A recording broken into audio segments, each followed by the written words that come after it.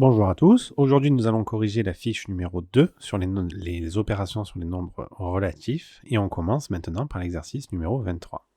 Que nous dit cet exercice-là? On nous demande si on peut trouver deux nombres de signes contraires dont la somme vaut moins 13. Pour le petit a, ce qu'on va faire tout simplement, c'est qu'on va se donner un nombre, par exemple, 5, et on veut l'additionner à quelque chose pour que ça donne moins 13.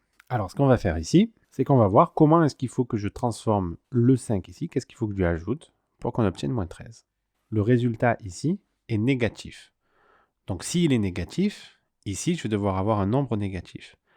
Comme le résultat ici est négatif, mon nombre négatif qu'il y aura ici, il faut qu'il soit plus grand que le 5. Donc, par exemple, si je mets 6, ici, je vais obtenir moins 1. Donc, il faut que je mette un nombre qui est 5 de plus que 13, mais qui soit négatif. Si je mets 7, par exemple. Donc moins 7. 5 plus moins 7, ça me donne moins 2. Pourquoi? Parce que la différence entre 5 et 7, attention, 7 et pas moins 7, la différence entre 5 et 7, elle est de 2. Donc moi, ce que je veux, en fait, c'est une différence entre 5 et mon nombre qu'il y a ici, je veux qu'elle soit de 13. Donc pour avoir une différence de 13, eh bien c'est facile, il faut que je fasse 5 plus 13. 5 plus 13, ça me donne 18. Donc dans ce carré-là, il faut que je marque 18. Moins 18. 5 plus moins 18 est égal à moins 13. Alors on va calculer quand même. Alors 5 plus moins 18, le plus éloigné de 0, c'est lequel? C'est moins 18, donc le résultat est négatif. Et après on soustrait les distances à 0, donc 18 moins 5. 18 moins 5, eh bien c'est bien égal à moins 13. Dans le petit b, nous souhaitons que deux nombres égaux dont la somme vaut moins 13. Donc si c'est deux nombres égaux, il faut qu'ils aient le même signe. Il faut qu'ils aient quel signe? Alors s'ils sont égaux, il faut qu'ils aient le signe du résultat. Sinon, ça ne me donnera pas moins 13, ça me donnera 13. Donc moins quelque chose plus moins quelque chose égale à moins 13. Et qu'est-ce que c'est ce quelque chose entre les deux? Eh bien c'est facile, il faut faire 13 divisé par 2, ça me donne 6,5 et 6,5. Moins 6,5 plus moins 6,5, effectivement, c'est bien égal à moins 13. Dans le petit c, on nous demande deux nombres négatifs dont la somme vaut moins 13. Alors, ce qu'il faut bien remarquer, c'est que quand on a deux nombres négatifs ici, plus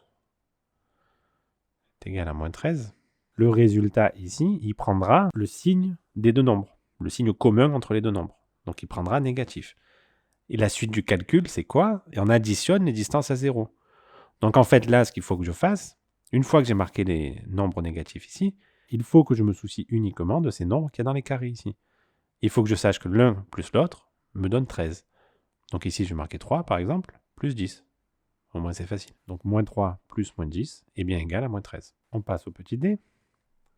Deux nombres positifs dont la somme vaut moins 13.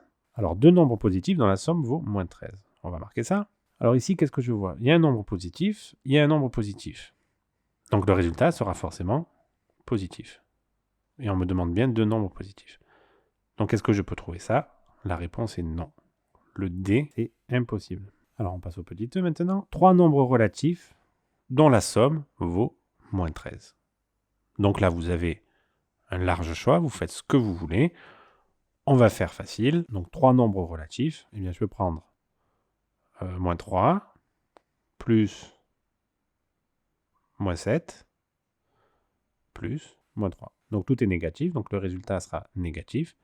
Et on fera 3 plus 7, 10, plus 3, 13. Donc c'est bien égal à moins 13. Nous avons terminé cet exercice, nous passons au suivant. Alors, nous sommes dans une brocante, ici, dans l'exercice numéro 25, et on nous dit que Jean dépense 7,50 €.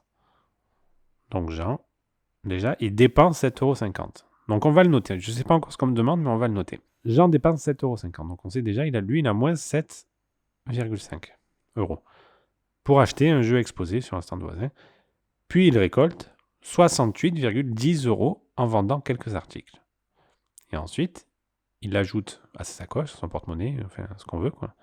Il ajoute 68,1 €. Après, il y a Saïd qui vend pour 70,4 €. Donc Saïd, lui, il gagne directement 70,4 ou 40, c'est pareil, euros. Mais il dépense 9 euros pour s'acheter des rollers. Donc après, il enlève 9 euros à ces 70 qu'il a gagnés. Donc moins 9. Et en finalité, on nous demande lequel des deux repart avec le plus d'argent. Eh bien, c'est facile. On va simplement calculer combien a d'argent Jean et combien a d'argent Saïd. Jean, moins 7 plus 68. Le plus éloigné de 0, c'est lequel? 68. Donc le résultat est positif. Donc plus.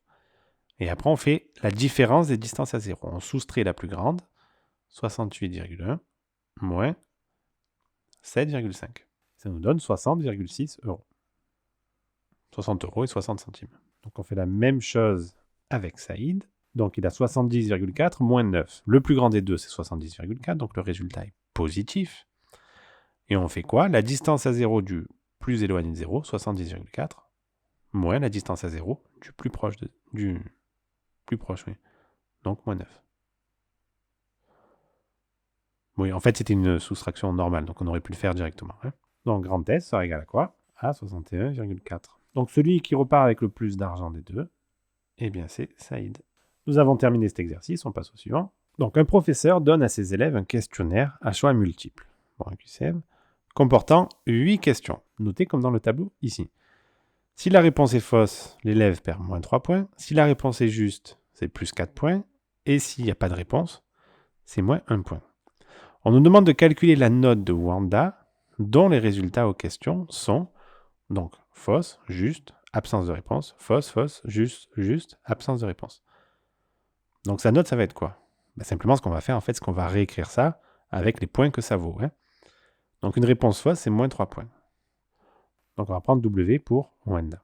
Une réponse fausse, c'est moins 3. Donc on marque ici moins 3. Une réponse juste, c'est plus 4. Plus 4. Une absence de réponse, c'est moins 1. Moins 1.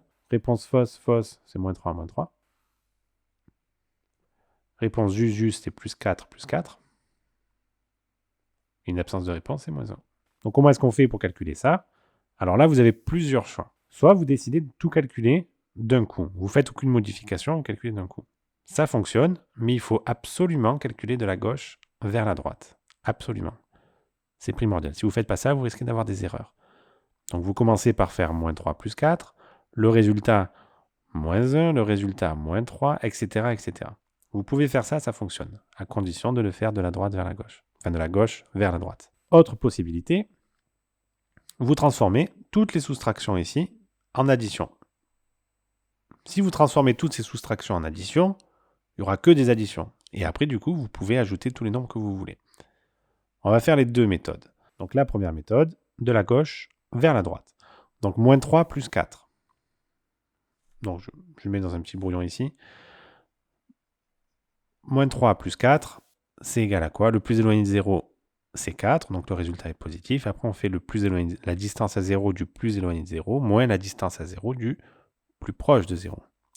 Donc la distance à 0 de moins 3, c'est 3. La distance à 0 de 4, c'est 4. Donc plus 4 moins 3. 4 moins 3, ça donne 1. Donc ce qui me donne plus 1.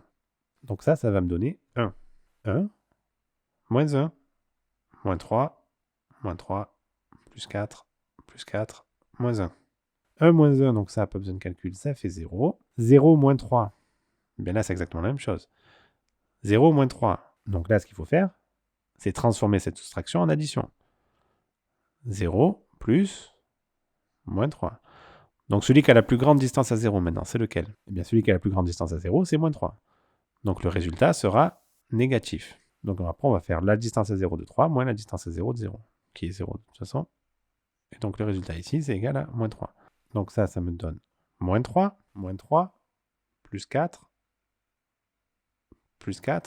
moins 1. Donc on continue. Moins 3, ça donne quoi ça? Donc j'ai moins 3. Donc on va transformer cette soustraction-là en addition. Pour la transformer en addition, donc le premier membre ici, je ne le touche pas. Celui-ci, on ne le touche pas. Donc j'additionne quoi? L'opposé de 3. L'opposé de 3, c'est moins 3.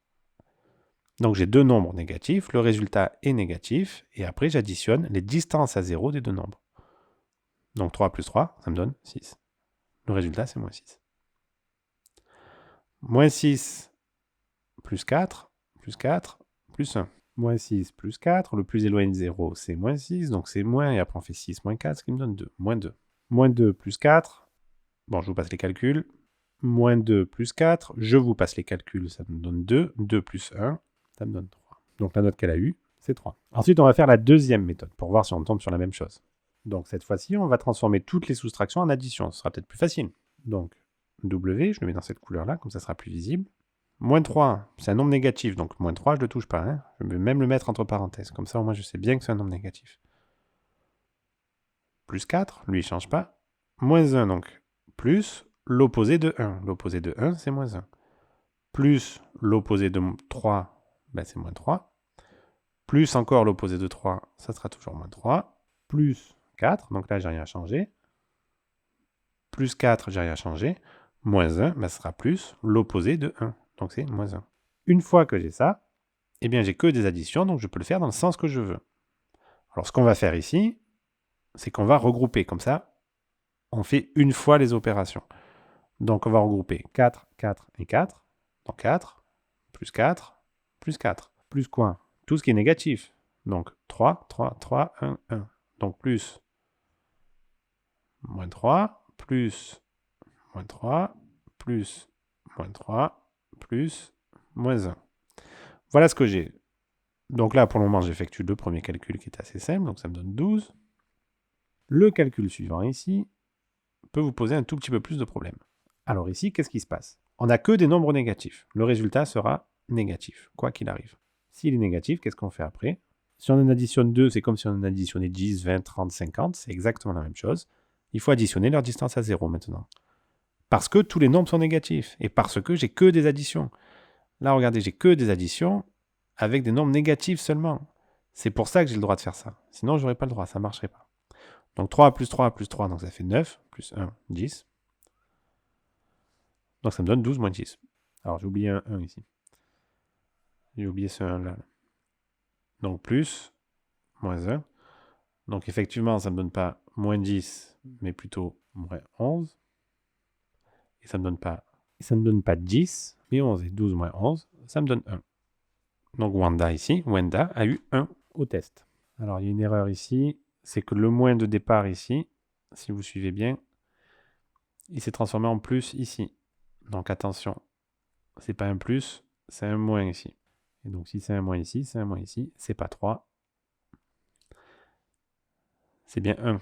Donc il y avait juste une petite erreur de signe ici. Il faut faire bien attention. Hein.